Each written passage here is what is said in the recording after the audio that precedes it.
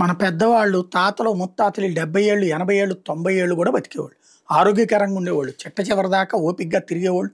వాళ్ళ పని వాళ్ళు చేసుకునేవాళ్ళు. ఈ తరం వాళ్ళు మన తండ్రుల టైము నుంచి ఎందుకు తగ్గిపోతోంది అంటే ఆహారపు విధానంలో మార్పు, అలాగే సుఖాలకి అలవాటు పడే కార్యక్రమం ఇప్పుడు మన దగ్గరకు వచ్చేటప్పటికి అరాచకంగా జరిగిపోతున్నటువంటి పరిస్థితి. దీనికి అంతటికి కారణం ఏంటంటే జీవన విధానంలో వచ్చినటువంటి మార్పు. ఇప్పుడు ఇదంతా ఎందుకు చెప్పాల్సి వస్తుందంటే ఏ వయసులో ముచ్చట ఆ వయసులోనే జరగాలంటారు. పెళ్ళి 18, 21 మధ్యలో జరిగిపోతే ఆ తర్వాత వాళ్ళకి 40, 50కి వచ్చేటప్పటికి వాళ్ళ పిల్లల పెళ్ళిళ్ళు అయిపోతే 50 తర్వాత వాళ్ళ పిల్లల పిల్లల్ని అంటే మనవాళ్ళు మనవరాళ్ళని సరదాగా వాళ్ళతో ఆడుకుంటారు. వాళ్ళకి యుక్త వయసు వచ్చి వాళ్ళకి పెళ్ళిళ్ళు చేసే టైంకి వీళ్ళకి అప్పటికైపోతుంది. ఇదంతా ఒక సిస్టమేటిక్గా జరిగేది ఇదివరకు. ఇప్పుడు ఆ సిస్టమ్ కొలాప్స్ అయిపోయింది. ఇప్పుడు 30కి 40కి పెళ్ళిళ్ళు చేసుకుంటే వీళ్ళకి వాళ్ళ బిడ్డలు పుట్టి వాళ్ళు పెద్దోళ్ళు అయ్యేటప్పటికి వీళ్ళు తాతల్లాగా కనబడతారనమాట. పాత రోజుల్లో తాతల్లాగా కనబడతారు, తండ్రులు తల్లులే. ఆ స్టేజ్కి వచ్చేసింది. అయినా సరే మనం మారట్లేదు. ఏందయ్యా అంటే జీవితాన్ని ఆస్వాదించడం పెళ్లికి ముందు అన్నటువంటి ఒక విచిత్రమైనటువంటి భ్రాంతిలో బ్రతుకుతున్నటువంటి యువతరం.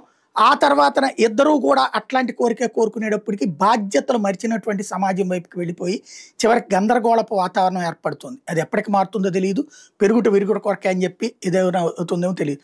రిటైర్మెంట్ వయసులో రిటైర్మెంట్ హ్యాపీగా 58, 60 అయ్యేటప్పటికి వీళ్ళు ఆ పనులన్నీ వదిలేసుకుని కృష్ణారామాన్ని కూర్చుంటా ఉంటే అది కొత్త వాళ్ళకు ఉపాధి అవకాశాలు వస్తాయి, కొత్త వాళ్ళకు ఉద్యోగ అవకాశాలు వస్తాయి. అలా కాకుండా అప్పటికి కూడా పనిచేస్తూ ఉంటే ప్రాణాలకు కూడా ప్రమాదం అన్నటువంటి విషయాన్ని ఇప్పుడు చెప్పుకొస్తున్నారు.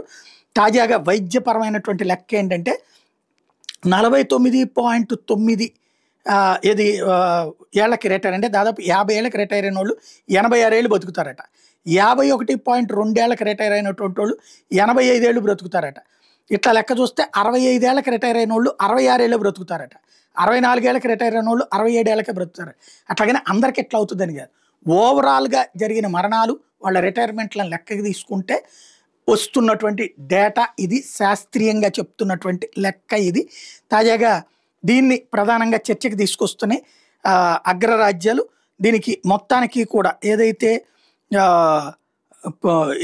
కొన్ని కార్పొరేట్ సంస్థల వాళ్ళు చేయించిన సర్వేలను బేస్ చేసుకుని ఈ విషయాన్ని చెప్తున్నారు.